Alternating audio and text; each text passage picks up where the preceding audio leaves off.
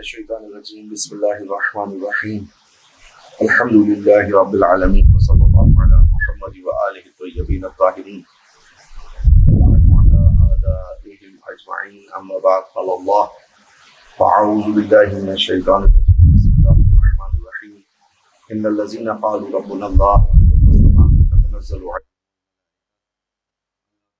ولا تحزنوا وابشروا بالجنة درود پڑے گا بنت محمد و آل محمد پر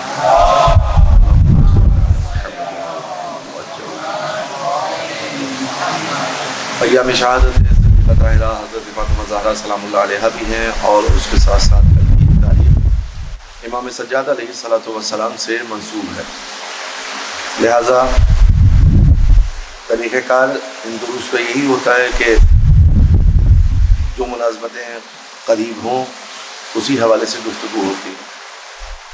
اس درس میں مختصراً آپ کے سامنے امام سجاد علیہ السلام کی حیات طیبہ میں سے ان حالات اور احوال کو بیان کیا جائے گا کہ جو بعد از کربلا امام سید سجاد علیہ السلام نے دین کے لیے کس طریقے سے قربانیاں دی کہ آج دین ہم تک پہنچا ہے اور دین شناس لوگ موجود ہیں۔ آپ سب جانتے ہیں کہ کربلا کا واقعہ تھا کہ جس نے اسلام کو بچایا۔ یہ جب ہم کہتے ہیں کہ اسلام کو کربلا کے واقعے نے بچایا، اس سے در حقیقت مراد کیا ہوتی ہے؟ اس سے ہمارا ارادہ کیا ہوتا ہے کہ ہم جب یہ کہیں کہ کربلا کے واقعے نے اسلام کو بچایا؟ امام حسین علیہ السلام جب نکلے تھے، امام علیہ السلام نے کہا تھا انما خرجت لطلب اصلاح فی امت جدی، میں اپنے جد رسول اللہ کی امت کی اصلاح کے لیے نکل رہا ہوں۔ وہ کون سی خرابی امام حسین علیہ السلام نے دیکھی تھی کہ جس کی اصلاح کے لیے امام حسین علیہ السلام نکلے تھے؟ میری اور آپ کی نظر میں خرابی کیا ہے؟ میری اور آپ کی نظر میں خرابی کسے کہتے ہیں؟ یہ ایک اہم سوال ہے۔ پھر ہم امام سجاد علیہ السلام تک آئیں گے، پھر ان کا اس دین کے بقا کے لیے کام دیکھیں گے اور امام سجاد علیہ السلام نے کس انداز سے تشیع کی بقا کے لیے، اسلام کی بقا کے لیے کیا اقدامات کیے، اس کو سمجھنے کی کوشش کریں گے۔ امام حسین علیہ السلام جس اصلاح کے لیے جا رہے ہیں وہ اصلاح نماز کے ارکان کی تعلیم ہے یا نماز کے واجبات کی تعلیم ہے یا نماز کے مستحبات کی تعلیم ہے؟ انما خرجت لطلب الاصلاح فی امت جدی، امت جد کی اصلاح کے لیے نکلنا ہے۔ کس چیز کی اصلاح کے لیے نکلنا ہے؟ کون سی اصلاح امام حسین علیہ السلام چاہتے ہیں؟ یہ کبھی ہم نے اپنے آپ سے سوال کیا تو ہمارے پاس جواب ہوگا نہیں جناب، امام حسین علیہ السلام امر بالمعروف نہی منکر کرنے گئے، اور جہاں جہاں امام حسین علیہ السلام نے کوئی بھی تخریب دیکھی، کوئی بھی بگاڑ دیکھا، اس کی امام حسین علیہ السلام نے اصلاح کی۔ طول حیات میں یہی معاملہ تھا۔ اگر ایک پیر مرد، ایک بزرگ غلط انداز سے وضو کر رہا ہے تو اس کی اصلاح کا انداز الگ ہے۔ ایک شخص اگر احکامات دین کے اندر کوئی غلطی کر رہا ہے، اس کی اصلاح کا انداز الگ ہے۔ لیکن ایک شخص حاکم بن کر بیٹھ جائے اور اپنے آپ کو خلیفۃ الرسول کہے اور اس کے بعد شریعت کی دھجیاں اڑائے، اس کی اصلاح کا انداز الگ ہے۔ ہم جب امام حسین علیہ السلام کے قیام کی طرف نگاہ کرتے ہیں تو امام حسین علیہ السلام نے واضح طور پر یزید کی بیعت کے خلاف قیام کیا ہے۔ امام سجاد علیہ السلام نے سید الشہداء علیہ السلام کے بعد اسی کام کو آگے بڑھایا ہے۔ جب ہم ائمہ معصومین علیہ السلام کی حیات طیبہ کی طرف نگاہ کرتے ہیں، صلوات پڑھ دیں مل کے محمد و آل محمد۔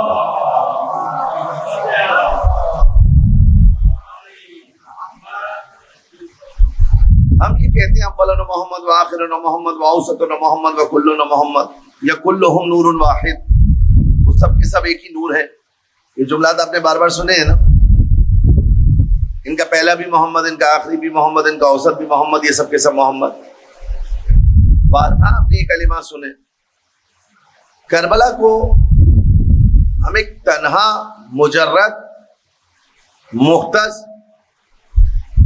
ائمہ اہل بیت اطہار علیہ السلام کی سیرت میں حیات طیبہ میں یگانہ یہ مسئلہ نہیں سمجھتے. اس کی پوائنٹ کو ہمارے بچے سمجھنے کی کوشش کریں. کربلا کون سی جنگ ہے؟ کربلا جمل صفین نہروان کا تسلسل ہے. ایسا نہیں ہے کہ امام آ کر اس پہلی جنگ میں شامل ہو رہے ہیں. جو میں نے آپ سے کہا جمل صفین اور نہروان کا تسلسل ہے، یعنی کیا؟ جنگ جمل امام علی علیہ الصلوۃ والسلام پر مسلط کی گئی. جنگ صفین امام علی علیہ الصلوۃ والسلام پر مسلط کی گئی، جس کو ہم کہتے ہیں جنگ تحمیلی.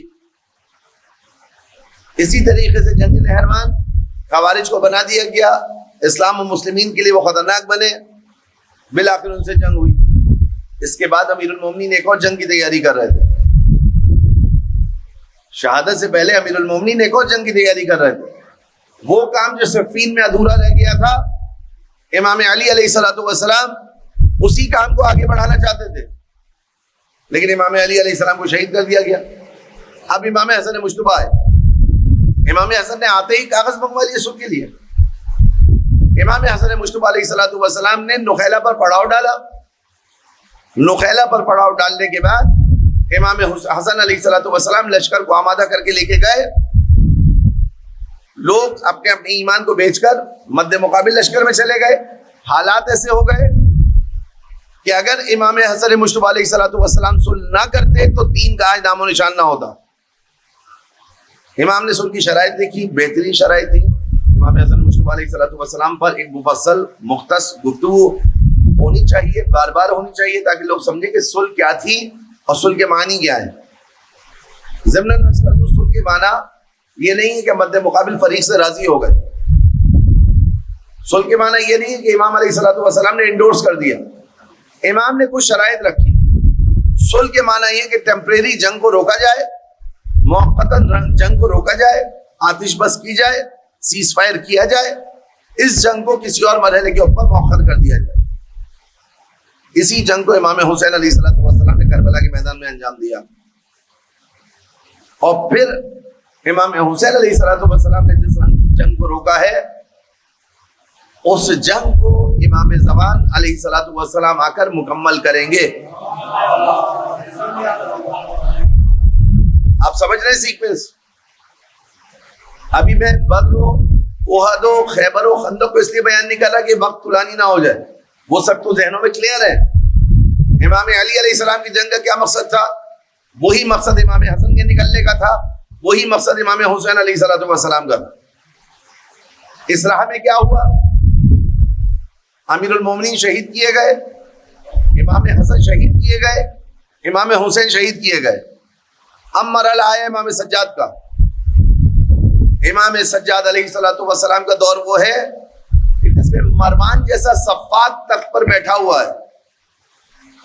امام سجاد علیہ الصلوۃ والسلام کا دور وہ ہے کہ اب کربلا کے واقعے کے بعد لوگوں کی معنویت، ایک طرف اہل ایمان کی معنویت میں اضافہ ہوا، دوسری طرف وہ افراد جو متحجر تھے، جو ساتھ نہ دینے والے تھے، جنہوں نے لبیک نہیں کہا تھا، جو فرزند رسول خدا کے ساتھ نہیں نکلے تھے، ان کی روحانیت میں پستی آئی ہے. وہ بہت بلندی سے گرے. پھر واقعہ ہرا، اس واقعے میں مدینے کو تاراج کر دیا گیا، مکہ کی دیوار کو، کعبے کی دیوار کو منہدم کر دیا گیا، کعبے کے غلاف کو جلا دیا گیا. آپ کے سمجھتے ہیں ان سب کا اثر خاموش لوگوں پر نہیں ہو رہا تھا؟ اس وقت جو مسئلہ ہماری زندگی میں چل رہا ہے، دو صورتیں ہیں. کیا میں ظالم کے مخالف ہوں یا ظالم کے ساتھ ہوں؟ بیچ والی کوئی صورتحال نہیں ہے. اچھا، اس کا اثر کیا ہماری مانوی زندگی پر کچھ نہیں ہوگا؟ مثلا میں اور آپ اگر خدا نے توفیق دی ہے فلسطین کے مستضعفین کے لیے، لبنان کے مومنین کے لیے پیسہ بھیج رہے ہیں، تو اس کا میری روح پہ کوئی اثر نہیں ہو رہا ہے. ہم اگر ان کے لیے نمازوں میں دعا کر رہے ہیں تو اس کا ہماری روح پہ کوئی اثر نہیں ہو رہا ہے. ہم میں سے اگر کوئی قدرت مند ہو، وہ حیثیت رکھتا ہو، اس کی بات اس قابل ہو اگر وہ زبان سے کوئی کام کر رہا ہو تو کیا اس کا روح پہ کوئی اثر نہیں پڑ رہا ہے؟ اب اسی دائرے کو آپ آگے بڑھائیے، ایک شخص ایسا ہو کہ جو منصب حکومت پر ہو، جو اقتدار رکھتا ہو، وہ چاہے تو ان کی مدد اور نصرت کے لیے بہت سارے کام کر سکتا ہے، اگر وہ نہیں کر رہا تو کیا اس کی روح کے اوپر کوئی اثر نہیں پڑ رہا؟ یہ معاملات روحانی نہیں ہے کیا؟ یعنی وہ اپنی نگاہوں کے سامنے فلسطین کے مسلمانوں کو مرتا ہوا دیکھ رہا ہے، بچوں کو مرتا ہوا دیکھ رہا ہے، اس کو اپنے عیش و نوش سے کام ہے، اس کو اپنے کنگڈم کو آگے بڑھانا ہے، اس کو اپنے منصوبوں کو تکمیل تک پہنچانا ہے، اس نے 2030 کا ایک منصوبہ اپنے ذہن میں بنایا ہوا ہے، اس کے لیے وہ جگہ جگہ کام کرتا پھر رہا ہے، مگر اس کو یہ ہوش نہیں ہے کہ مسلمانوں پر کیا گزر رہی ہے۔ آپ مجھے بتائیے کیا اس کی روحانیت اس سے بڑھے گی یا پست ہوگی؟ دین کا تعلق آپ کے کس کے ساتھ ہے؟ یہ روح جب مجھے اندر سے انگیزہ دیتی ہے تو اس کے بعد میرا بدن متحرک ہوتا ہے، یہ روح مجھے اندر سے بیدار کرے گی کہ وقت نماز ظہر ہو گیا، اس کے بعد میں مصلی پر آؤں گا۔ یہ روحی مر جائے، یہ روحی زخمی ہو جائے، یہ روحی بیدار نہ رہے تو اس کا اثر میری زندگی کے اوپر پڑے گا، میری دینداری پر پڑے گا۔ اب آئیے دوبارہ امام حسین علیہ الصلوۃ والسلام کی طرف۔ امام حسین علیہ الصلوۃ والسلام ایک بیدار و مجتمع صلوات پڑھتے مل کے محمد و آل محمد پر۔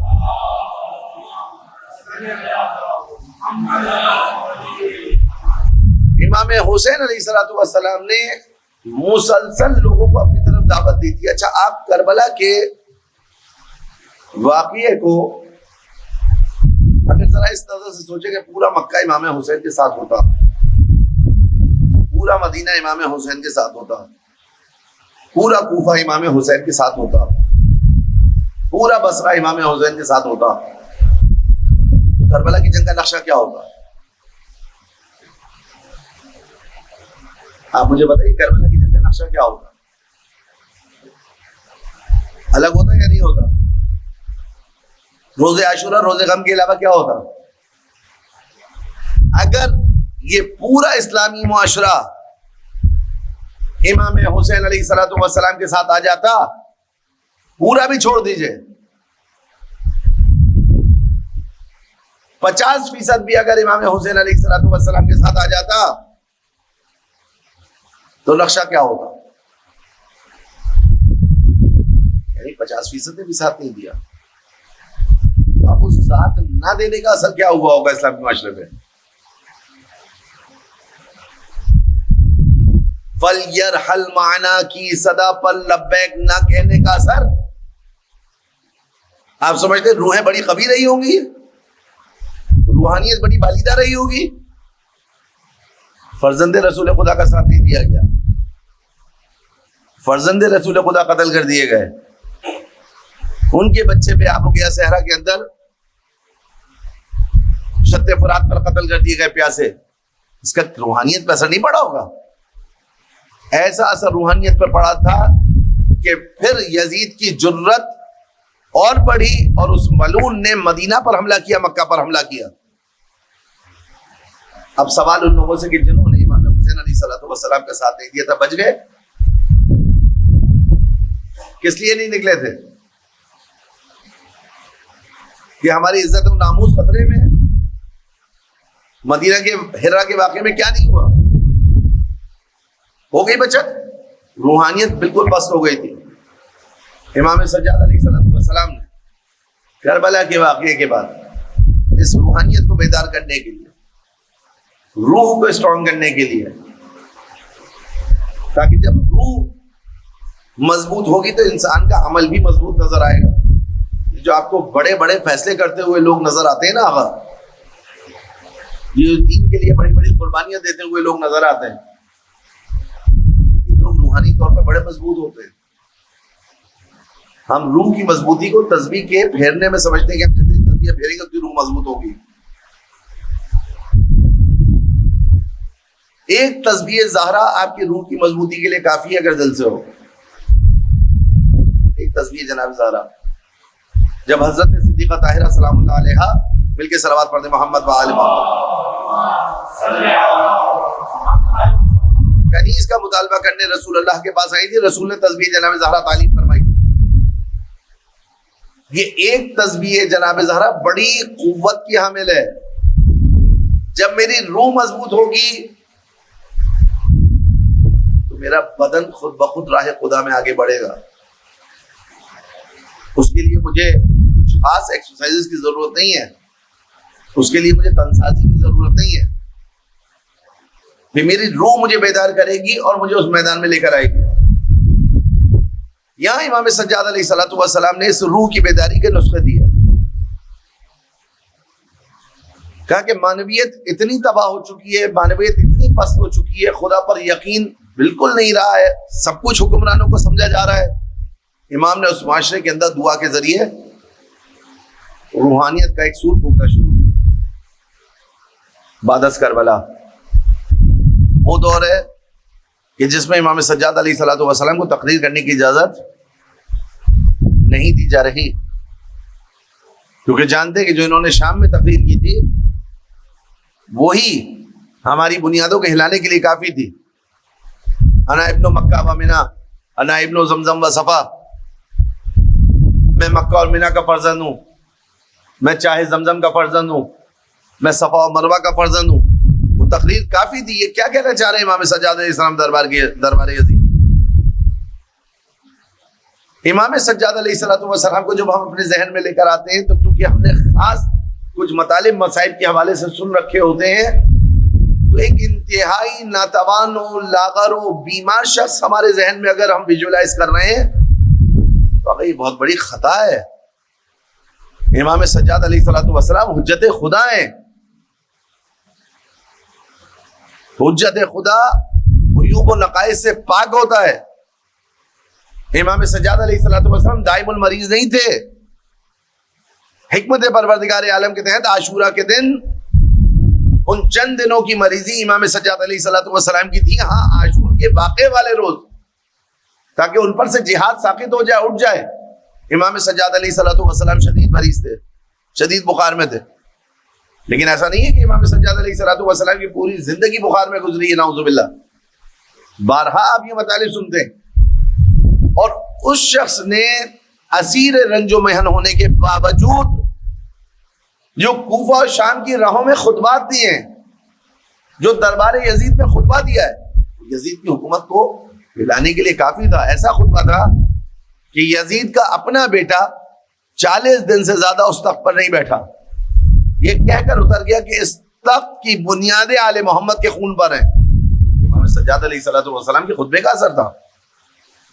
وہ شامی مرد جو راہ امام سجاد میں شہید کر دیا گیا, امام سجاد علیہ السلام کے صبر و حوصلے کا نتیجہ تھا. اب امام سجاد علیہ السلام کو مدینہ پلٹایا گیا. امام سجاد علیہ السلام مدینہ آ گئے.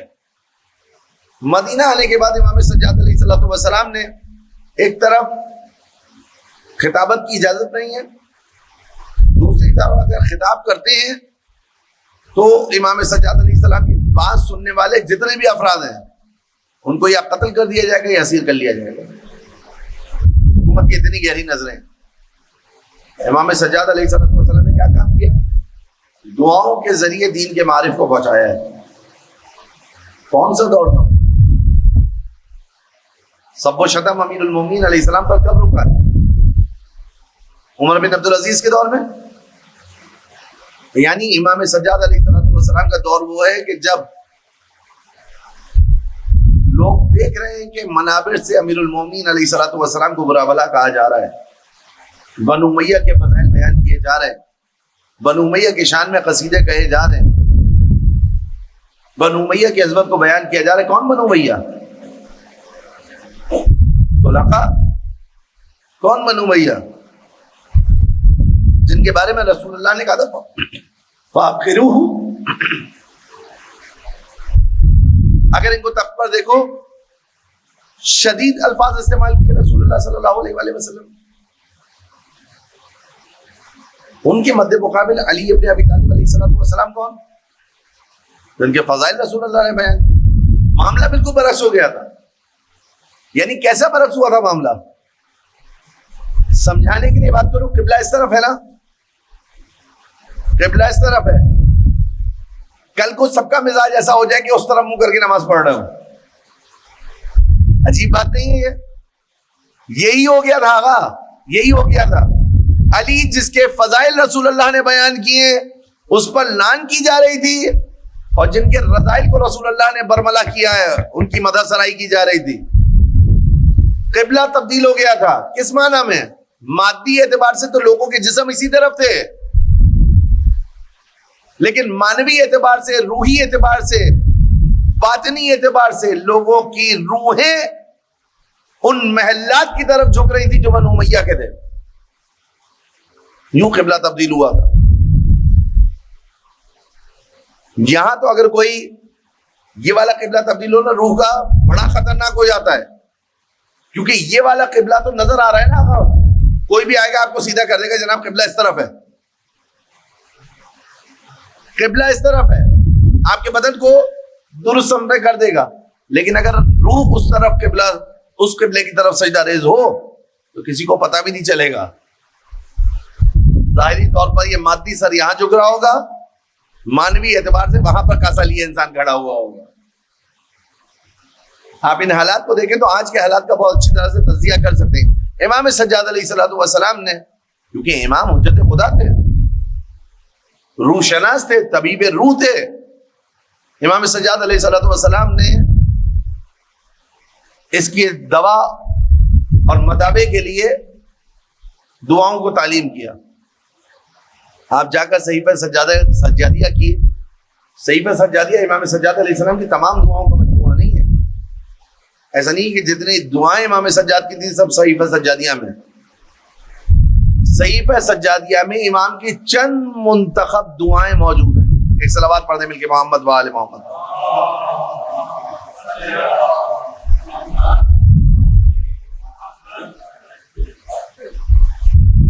چند منتخب دعائیں، جس طرح امیر المومنین علیہ الصلوۃ والسلام کا تمام کلمات کا مجموعہ نہج البلاغہ نہیں ہے.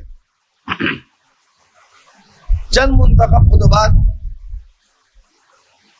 امام کے خطوط، امام کی کلمات قصار نہج البلاغہ میں موجود ہے. اس کے علاوہ کئی ایک ہیں، اس کے علاوہ کئی ایک ہیں.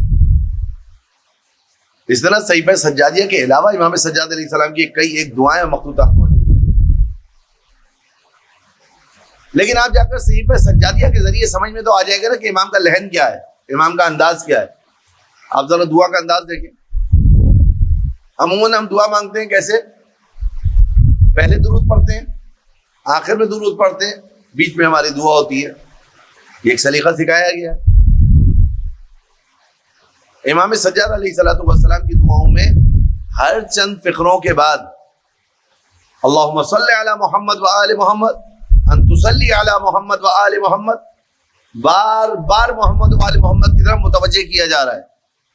یہ دعائیں نہیں آغا، یہ دعائیں نہیں ہے، بلکہ دین کا پورا ذخیرہ ہے، دین کے معارف کا پورا ذخیرہ ہے. ان دعاؤں کے ذریعے امام سجاد علیہ الصلوۃ والسلام نے لوگوں کو متوجہ کیا کہ کس سمت میں جا رہے ہو، کس طرف تمہارا چہرہ ہے. تمہارے بدن ظاہری طور پر مکہ کی طرف جھک رہے ہیں، کعبۃ اللہ کی طرف جھک رہے ہیں، لیکن دراصل تمہاری روحیں کہیں اور جھک چکی ہیں. ان کو آزاد کروانے کے لیے امام سجاد علیہ الصلوۃ والسلام نے یہ کام کیا. اب جو شخص آپ کو امام نہیں مانتا، جو شخص آپ کو حجت خدا نہیں مانتا، وہ کم سے کم اتنا تو مانتا ہے کہ امام سجاد علیہ الصلوۃ والسلام عابد، زاہد، پرہیزگار، عبادت گزار، عابد شب زندہ دار ہیں. معاشرے کے اندر یہ اس وقت بھی رائج تھا کہ اس وقت کے لوگ بھی آ کر ایسے افراد سے دعا کروایا کرتے. کچھ مکتوبات، کچھ تعویذات، کچھ دعائیں امام کی ایسی ہیں کہ مثلا ایک شخص آیا اور آنے کے بعد اس نے کہا کہ اپنا رسول اللہ یہ مانتا ہے کہ فرزند رسول خدا ہیں، یہ مانتا ہے متقی ہیں، یہ مانتا ہے پرہیزگار ہیں، یہ مانتا ہے سجاد ہیں، یعنی بہت زیادہ سجدہ گزار ہیں، لیکن حجت خدا تسلیم نہیں کر رہا ہے. ولایت امام سجاد علیہ السلام کو نہیں مان رہا ہے، امامت امام سجاد علیہ الصلوۃ والسلام کا قائل نہیں ہے. ایک متقی اور پرہیزگار شخص ہونے کی حیثیت سے امام کے پاس آتا ہے، آ کر کہتا ہے میرا بچہ بہت بیمار ہے. امام علیہ الصلوۃ والسلام اس کو ایک دعا تعلیم کرتے ہیں، کہا یہ پڑھو بھی، اس کے گلے میں ڈالو بھی، شفا یاب ہو جائے گا۔ وہ شفا یاب ہو جاتا ہے۔ آپ مجھے بتائیے اس بچے کو یاد نہیں رہے گا تمام عمر کہ مجھے کس کی دعا سے شفا ملی ہے؟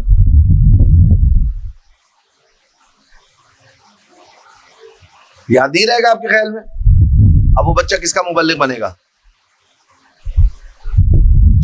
چاہتے ہوئے یا نہ چاہتے ہوئے وہ جب بھی اس بات کو کوٹ کرے گا لوگوں کے اذان آل محمد کی طرف متوجہ ہوں گے۔ خود بخود لوگ ان کے ذہن، ان کا تبادل اس طرف جائے گا کہ کس کی دعا کے نتیجے میں اس شخص کو اس موذی مرض سے نجات ملی۔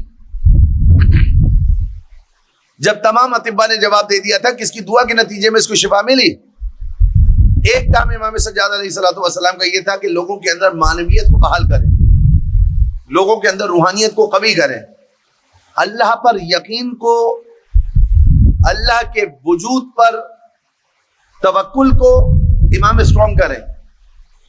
جب بھی انسان دشمن کے سامنے جھکتا ہے نا، باطل کے سامنے جھکتا ہے، سلاطین جور کے سامنے جھکتا ہے، اس کا مقصد ہے اس کے اندر توحیدی عنصر کم ہے۔ یہ جو آج آپ کو بادشاہ اور سلطان ہو، وزیر اعظم ہو، صدر ہو، مختلف ممالک کے نظر آ رہے ہیں نا، کہ جو اسرائیل کے سامنے گھٹنے ٹیکنے کے لیے تیار ہے، کیوں؟ کیونکہ وہ اپنا خدا اس کو سمجھ رہے ہیں۔ وہ سمجھ رہے ہیں کہ اگر ہم نے اس کا ساتھ نہیں دیا تو ہمارا نقصان ہوگا۔ لیکن اگر توکل ہو، لیکن اگر بھروسہ ہو، خدا کی ذات پر بھروسہ ہو، وَمَن يَتَّقِ اللَّهَ يَجْعَل لَّهُ مَخْرَجًا وَمَن يَتَوَكَّلْ عَلَى اللَّهِ فَهُوَ حَسْبُهُ۔ جو اللہ کا تقوی اختیار کر رہے، اللہ اس کے لیے آسان راہ تیار کر دیتا ہے، آسانی سے نکال دیتا ہے۔ جو اللہ پر توکل کرے فَهُوَ حَسْبُهُ، وہ خدا اس کے لیے کافی ہو جاتا ہے۔ اگر یہ آج کے حکمران سمجھ لے تو پھر مسئلہ ہی کہاں ہے؟ اب آپ کو سمجھ میں آیا کہ یہاں اتنا اطمینان کیوں ہے؟ نصر اللہ شہید کر دیے گئے، رئیسی شہید کر دیے گئے، ہنیہ شہید کر دیے گئے، سنوار شہید کر دیے گئے، پھر بھی اتنا اطمینان کیوں ہے؟ بابا یہ سب شہید ہوئے، ان کا خدا موجود ہے، جو نصر اللہ کو نصر اللہ بنانے والا ہے، جو ہنیہ کو ہنیہ بنانے والا ہے، جو سنوار کو سنوار بنانے والا ہے، خدا موجود ہے نا۔ جب خدا موجود ہے تو خدا بندے متعال پر توکل کرو، وہ تمہارے اندر اور دوسروں کے اندر یہ جرت پیدا کر دے گا کہ دسیوں نصر اللہ سامنے آئیں گے۔ جب خدا پر یقین ہوتا ہے تو یہ ہوتا ہے، اور جب خدا پر یقین نہیں ہوتا تو مادیات پر انسان بھروسہ کرنے لگتا ہے۔ یہ دو ہی صورتیں ہیں، بیچ کی معتدل کوئی صورت نہیں ہے۔ جو میں نے ابتدا میں کہا تھا، یا آپ باطل کے مخالف ہوں گے، یا آپ ظالم کے مخالف ہوں گے، یا ظالم کے ساتھی ہوں گے۔ یہ بیچ میں کھڑے رہنے والا کوئی مسئلہ نہیں ہے کہ جب دل چاہا اس طرف چلا گیا، جب دل چاہا اس طرف چلا گیا۔ خاموشی اور سکوت والا مرحلہ ہی نہیں۔ امام سجاد علیہ الصلوۃ والسلام نے ان کے دل میں خدا کی توحید کو، خدا کے وجود کو اجاگر کیا۔ اپنی دعاؤں کے ذریعے خدا ہے، ان کو اپنا خالق مت مانو، ان کو اپنا رازق مت مانو۔ جب تم ان کو اپنا رازق نہیں مانو گے، ان کو اپنا خالق نہیں مانو گے، ان کو مؤثر نہیں مانو گے، اللہ ہی کے وجود کو مؤثر مانو گے، تو تمہاری زندگی میں توحیدی عکس نظر آئے گا۔ یہ جو بنا لا الہ الا اللہ سید الشہداء علیہ الصلوۃ والسلام کو کہا جاتا ہے، وہ اس توحیدی عقیدے کی وجہ سے کہا جاتا ہے جو امام حسین علیہ الصلوۃ والسلام کا سر اور امام حسین علیہ الصلوۃ والسلام کی روح فقط اور فقط اگر کسی کے آگے جھکتی تھی تو وہ ذات واجب پروردگار عالم کی ذات تھی۔ اس لیے کہا جاتا ہے بنا لا الہ الا اللہ سید الشہداء علیہ الصلوۃ والسلام۔ امام سجاد علیہ الصلوۃ والسلام نے اسی طرح متوجہ کیا اپنی دعاؤں کے ذریعے۔ دوسرا عنصر آل محمد کی عظمت، آل محمد کی فضیلت، آل محمد کا مرتبہ، یہ ان دعاؤں میں آپ کو نظر آئے گا۔ تیسرا مرحلہ ان دعاؤں میں جو بڑے جلیل اور بڑے واضح طریقے سے احساس ہوتا ہے وہ ہے معاد کا مسئلہ، کہ بالآخر اس جہان سے پلٹ کر ہمیں ایک مقام پر جانا ہے، یعنی توحید، محمد اور معاد۔ یہ امام سجاد علیہ الصلوۃ والسلام کی دعاؤں میں آپ کو واضح طور پر بہت زیادہ نظر آئیں گے. توحید کا اثر بہت نظر آئے گا. محمد و آل محمد علیہ السلام کی طرف, یعنی حجت خدا کی طرف, چاہے وہ رسالت کی صورت میں ہو یا امامت کی صورت میں, لوگوں کا رجوع کرنا. اس کے لیے آپ کو بہت سارے اس کے اندر پوائنٹس مل جائیں گے ان دعاؤں میں مجموعاً. اور اسی طریقے سے قیامت اور معاد, کہ جب ہم خدا بند متعال کی بارگاہ میں حاضر ہوں گے اور پھر اس دن پتہ چلے گا کہ یہاں زندگی کیسے گزاری ہے. اس طرف امام سجاد نے پڑھا.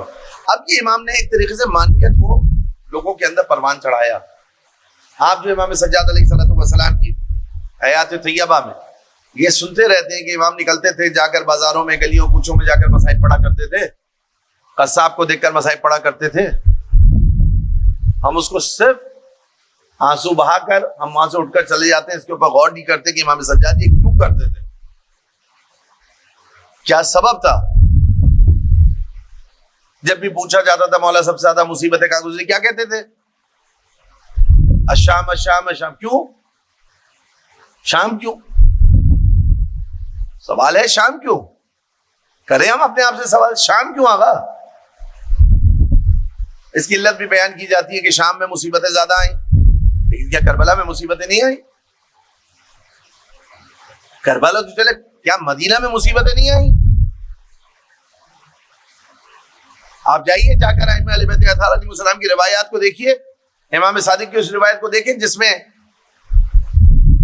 یہ جو مارکا جو کل آپ نے شہادت کی مجلس میں شرکت کی ہے, جناب زہرا سلام اللہ علیہ کی شہادت کا, ثقیفہ کا, امیر المومنین علیہ السلام کے حق کے چن جانے کا, اس کو کس طریقے سے ائمہ نے بیان کیا؟ کیا یہاں مصیبتیں نہیں آئی؟ کیا کوفہ میں مصیبت نہیں آئی؟ کیوں شام؟ اور پھر سب سے بڑھ کر کیا کربلا میں مصیبت نہیں آئی؟ شام کیوں؟ کیا وجہ ہے شام؟ امام بتانا چاہ رہے فساد کی جڑ کہاں ہے.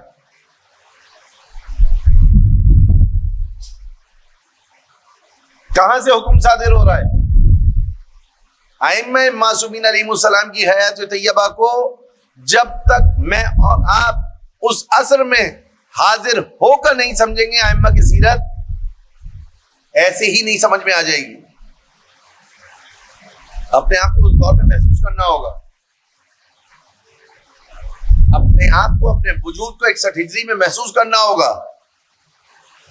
اس کے بعد امام سجاد علیہ السلام سمجھ میں آئیں گے کیا ہوا. پوچھا جا رہا ہے سب سے زیادہ مصیبت شام. شام کیوں مولا؟ تو علتیں بیان کی جا رہی, لیکن دراصل کیا ہے؟ فساد کی جڑ شام میں, بگاڑ کی جڑ شام میں. وہیں سے حکم ہوا تو ابن زیاد آیا ہے, وہیں سے حکم ہوا تو ابن زیاد نے ہرکارے بھیجے, وہیں سے حکم ہوا تو سید الشہداء علیہ السلام کو قتل کیا گیا ہے, وہیں سے بیعت کا مطالبہ کیا گیا ہے, وہیں پر شہداء کے سروں کو لے جایا گیا ہے, وہیں پر اہل بیت کو اسیر کر کے لے جایا گیا. کس کے حکم پر؟ دشمن نے بہت چھپنا چاہا, امام سجاد علیہ السلام نے چھپنے نہیں دیا. امام سجاد علیہ السلام نے برملا کیا, بیدار کیا. امام سجاد علیہ السلام نے لوگوں کو متوجہ کیا اپنی جانب, کبھی بازار میں نکل کر, کبھی لوگوں کو کھانا کھلا کر, کبھی بنو امیہ کے بعض گھر والوں کو اپنے گھر میں پناہ دے کر, کبھی قحط کے موقع پر کھانا تقسیم کر کے. یہ سب چیزیں مرکز حق کی طرف لانے کے لیے ایک وسیلہ تھی. اصل ذات امام سجاد علیہ السلام تھی کہ جن کو اللہ نے حجت بنا کر زمین پر بھیجا تھا. اور اس حجت خدا نے دین کا دفاع کیسے کیا؟ ہمارے پاس روایات میں امام سجاد علیہ السلام کی حیات طیبہ میں کچھ ایسے نکات ملتے جو واقعاً شگفت انگیز ہیں, تعجب آور ہیں, جس کو دیکھ کر انسان متعجب ہوتا ہے کہ کس طریقے سے امام سجاد علیہ السلام نے اس دین و شریعت کا دفاع کیا. غلام و کنیزوں کا وہ دور تھا, اس میں غلام و کنیز خریدے جاتے تھے, بیچے جاتے تھے. امام بردہ فروشوں کے بازار میں جاتے, غلام جہاں پر بکتے اس بازار میں جاتے, جانے کے بعد ناتوان غلاموں کو خرید کر لے کر آتے. کیا حکمت تھی ناتوان غلاموں کو خریدنے کی؟ کیا وجہ تھی ناتوان غلاموں کو خریدنے کی؟ ناتوان غلاموں کو آسان کر دوں بات کو, ناتوان غلاموں کے اوپر, کمزور غلاموں کے اوپر لوگوں کی نظریں کم پڑتی تھی. سوچیے گا اس کو. دوسری چیز یہ ہے کہ قیمت بھی یقیناً ان کی کم ہوتی ہوگی. تیسری چیز یہ ہے کہ وہ معاشرے کے ٹھکرائے ہوئے افراد میں شمار ہوتے تھے. غلام ویسے ہی اس معاشرے میں جا کر سوچیے اسلام نے کتنی تاکیدات کی ہیں غلام کے ساتھ حسن سلوک کرنے کی, عدل کرنے کی, انصاف کرنے کی, اس کی ذاتی ضروریات کے خیال رکھنے کی تاکیدات ہیں. آپ کو جا کے فقہ کی کتابوں میں ملے گا. یہ بات بات پر اسلام نے غلام کو آزاد کرنے کا روزہ جان بوجھ کر نہیں رکھا. کفارے کے طور پر کیا آتا ہے تیسرا آپشن؟ غلام کو آزاد کرنا. یہ کفارات جو اس طریقے سے سامنے آ رہے ہیں, ایک روزہ نہ رکھنے پر غلام آزاد کرنا. ضمناً بیان کرتا چلوں, یعنی روزہ ایک بہت اہم عبادت ہے, اس طرف بھی توجہ رہے. غلام کو آزاد کرنا ہے یا 60 روزے لگاتار رکھنے یا 60 مسکینوں کو کھانا کھلانا ہے. یہ جو آپ کے سامنے کفارہ آ رہا ہے, جس میں آ رہا ہے غلام کو آزاد کرنا ہے, اسلام نے بات بات پر غلام آزاد کرنے کا حکم دیا ہے. کفارات کے باب میں جا کر دیکھیے, پروموٹ نہیں کیا امام نے, اسلام نے سلیوری سسٹم کو آزاد اور راہ حل بتایا. امام علیہ السلام کیا کرتے, بازار میں جاتے, کمزور ہو, ناتوان ہو, لاغور ہو, ناتوان غلاموں کو خرید کر لے کر آتے. پہلی چیز یہ کہ ان پر لوگوں کی نظر نہیں پڑتی تھی. دوسری چیز یہ کہ قیمت کم ہوتی تھی. تیسری چیز یہ کہ معاشرے کے ٹکرائے ہوئے افراد ہوتے تھے, دل ٹوٹا ہوا ہوتا تھا. دل ٹوٹا ہوا ہوتا تھا. پہلے تو غلام کی کوئی عزت نہیں, غلاموں میں بھی وہ غلام کہ جو لاغر ہو, جو کمزور ہو, جو ناتواں ہو, اس غلام کی کون, اس کی تو غلام بھی عزت نہیں کرتے ہوں گے. امام علیہ الصلوۃ والسلام اپنے گھر میں لے کر آتے, لانے کے بعد امام سجاد علیہ الصلوۃ والسلام جب سفرے کا وقت آتا, دسترخوان کا وقت آتا, دسترخوان بچھواتے. غلام اپنے مزاج کے مطابق الگ دسترخوان بچھاتے, امام کا دسترخوان الگ بچھاتے. امام آتے, آ کر دیکھتے دیکھتے کہتے کہ یہ دو دسترخوان کیوں بچھے ہوئے ہیں, یہ الگ الگ دسترخوان کیوں ہیں؟ وہ جواب دیتے, ایک آپ آقا ہیں, آپ کا دسترخوان, ایک ہم غلام ہیں, ہمارا دسترخوان. ہم کہتے ہیں ہم سب اللہ کے بندے ہیں, ایک ہی دسترخوان پر بیٹھ کر کھائیں گے. درود پڑھے مل کے محمد و آل محمد پر. بہت اہم پیغام ہے.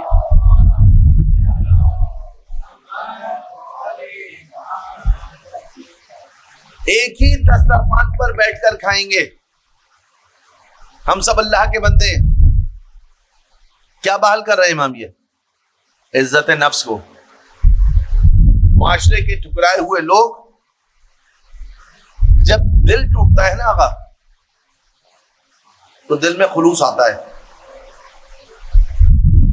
یہ ایک اہم مرحلہ ہے. ٹوٹے ہوئے دل کی تشفی حق کو بہت تیزی سے پہنچاتی ہے. اگر کسی شکستہ قلب کی دلجوئی میں اور آپ کریں نا, تو یقین جانیے ولایت کے قریب لانا بہت آسان ہوگا. اب آپ کو سمجھ میں آ رہا ہے کہ فلسطین میں مسجد بیت المقدس کے امام جماعت کیوں اتنی آسانی سے جناب زہرا کے در پہ آ گئے, جس کی ایک پوری زندگی ناسبیت میں گزری ہو, جس کی ایک پوری زندگی مخالفت اہل بیت میں گزری ہو, جس نے پوری زندگی اہل بیت اطہار علیہ السلام کی مخالفت کی ہو, کیسے سڈنلی وہ جناب زہرا سلام اللہ علیہ کی بارگاہ میں آ کر توبہ کا خواستگار ہو رہا ہے؟ یہ آپ کی حکمت عملی کی وجہ سے, یہ آپ کے مراجع کی پالیسیز کی وجہ سے. صرف ایک وہ امام جماعت نہیں, کبھی تصور کیا تھا کہ غزہ میں جشن غدیر ہوگا, کبھی تصور کیا تھا کہ غزہ میں سید الشہداء علیہ الصلوۃ والسلام کا شہادت کا ذکر ہوگا, کبھی تصور کیا تھا کہ آپ کا مجتہد, آپ کا فقیہ اس وقت پوری مقاومت کو سربراہی کرتے ہوئے دکھائی دے رہا ہے, چاہے یمن ہو, چاہے لبنان ہو, چاہے فلسطین ہو, چاہے شرق ہو, چاہے غرب ہو. ٹوٹے ہوئے دلوں کی امداد کرنا بہت ضروری کام ہے. امام سجاد علیہ الصلوۃ والسلام سے سیکھا ہے. امام سجاد علیہ الصلوۃ والسلام نے سکھایا. کن کو لے کر آئے جن کے دل شکستہ ہے؟ دسترخوان الگ الگ بچھائیں. امام سجاد علیہ السلام نے کہا ایک جگہ بچھاؤ. کہا آپ آقا ہیں, ہم غلام ہیں, ہم سب اللہ کے بندے ہیں, سب ایک دسترخوان پر بیٹھیں گے. عزت نفس کو بحال کیا. جب عزت نفس بحال ہو گئی, وہ اپنی حیثیت کو پہچاننے لگے, اپنی انسانیت کو انہوں نے درک کر لیا. آپ دین کا درس دینا شروع کیا. باہر جا کر خطاب نہیں کر سکتے, مدرسہ نہیں کھول سکتے, کھلے عام دین کے معارف کو بیان نہیں کر سکتے. امام سجاد نے کیا کہ غلاموں کو خریدا, خریدنے کے بعد عزت نفس کو بحال کیا, بحال کرنے کے بعد دین کا درس دیا. دین کا درس جب ایک حد تک دے دیا, ان کا نکاح کروایا, ان کو معاشرے میں آزاد چھوڑ دیا. ایسے 1000 غلام امام سجاد علیہ الصلوۃ والسلام کے ہیں جو مبلغ اسلام و مبلغ تشیع بن کر معاشرے کے اندر پھیل گئے.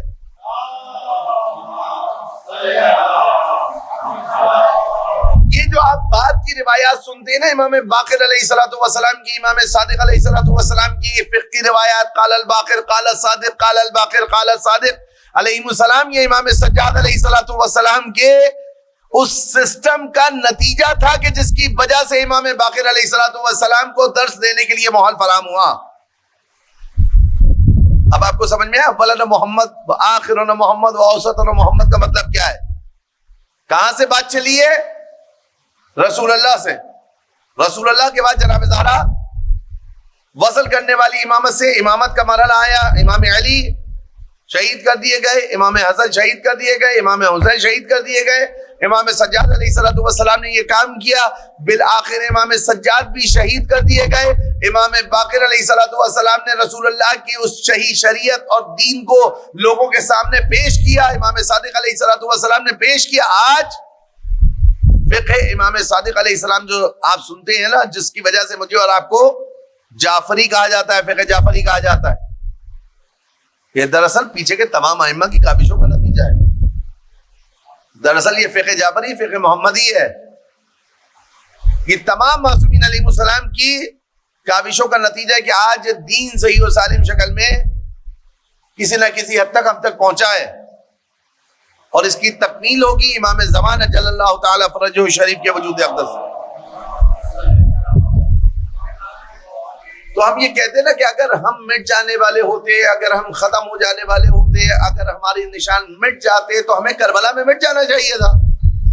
لیکن امام سجاد نے کیا کیا؟ مٹنے نہیں دیا. امام سجاد علیہ الصلوۃ والسلام نے اس کاروان کو آگے بڑھایا. اور خدا کا ارادہ یہ تھا, خدا کا ارادہ یہ تھا, خدا کا ارادہ یہ ہے. وہ آپ شعر سنتے نا, دنیا نہ رہے گی مگر اسلام رہے گا, شبیر بہرحال تیرا نام رہے گا. خدا کا ارادہ یہ ہے. دین تو رہے گا, تشیع تو رہے گی, مقاومت تو رہے گی, حق تو رہے گا, باطل کی مخالفت تو رہے گی. اہم یہ میں کہاں ہوں, میں کس طرف کھڑا ہوں. امام سجاد کے دور میں ہوتا کس طرف کھڑا ہوتا, امام حسین کے دور میں ہوتا کس طرف کھڑا ہوتا, امام باقر کے دور میں ہوتا کس طرف کھڑا ہوتا. آج امام زمان کے دور میں کس طرف کھڑا ہوں. اہم یہ سب باقی رہے گا. مسئلہ یہ کہ میں دیندار رہوں, میری روح اللہ کے آگے سجدہ ریز رہے, یہ اہم مسئلہ ہے. امام سجاد علیہ السلام کے کاموں میں ہم کیا دیکھتے ہیں؟ دعا و مناجات, روحانیت کی بحالی, دین کی طرف رغبت دلانا, لوگوں کو کربلا کے واقعے کی طرف بار بار متوجہ کرنا, تاکہ سید الشہداء علیہ الصلوۃ والسلام کے اس عظیم شہادت کا فلسفہ سمجھ میں آ سکے. اور غلاموں کو خریدنا, عزت نفس کو بحال کرنا, ان کو دین سکھانا, دین سکھانے کے بعد ازدواج کرانا, ایک پورا شیعہ خانوادہ تیار کر کے معاشرے میں آزاد چھوڑنا. شیعہ خانوادہ تیار کر کے آسان کر دیا میں نے بات. اسلام نام محمدی کے مبلغ کو تیار کر کے معاشرے کے اندر امام سجاد نے چھوڑا, جس کے نتیجے میں آج یہ دین اور اس کی حقیقتیں الحمدللہ ہمارے پاس ہے. دعا کرتے ہیں پروردگار عالم سے کہ پروردگار بحق محمد و آل محمد ہمیں ائمہ معصومین علیہ السلام کی سیرت کو سمجھنے کی, اس پہ عمل کرنے کی توفیق عنایت فرمائے. مکتب تشیع کو متحد و منسجم فرمائے. گروہان کفر و نفاق کو منتشر فرمائے، ملت اسلامیہ کو ولایت امیر المومنین، ولایت جناب زہرا، ولایت اہل بیت اطہار علیہ السلام پر متحد و منسجم فرمائے۔ پروردگار اپنے آخری حجت کے ظہور میں تعجیل فرما، ہمیں ان کے امان و انصار میں شامل فرما، ان کے قلب مطہر کو ہم سے راضی فرما۔ علماء علی مراجع الزام بلخص مقام موضع رہبری آیت اللہ العظمى سید علی خامنہئی و مرجع ذیشان آیت اللہ العظمى سید علی حسینی سیستانی کی حفاظت فرما، جب مقاومت کے یہ توفیقات میں اضافہ فرما، اس کو ان کے بازوؤں کو مزید قوت و طاقت و حوصلہ عطا فرما، گروہان کفر و نفاق کو منتشر فرما، ہم سب کی دعاؤں کو مستجاب فرما، مستضعفین فلسطین و یمن و لبنان و بحرین کی مدد و نصرت فرما۔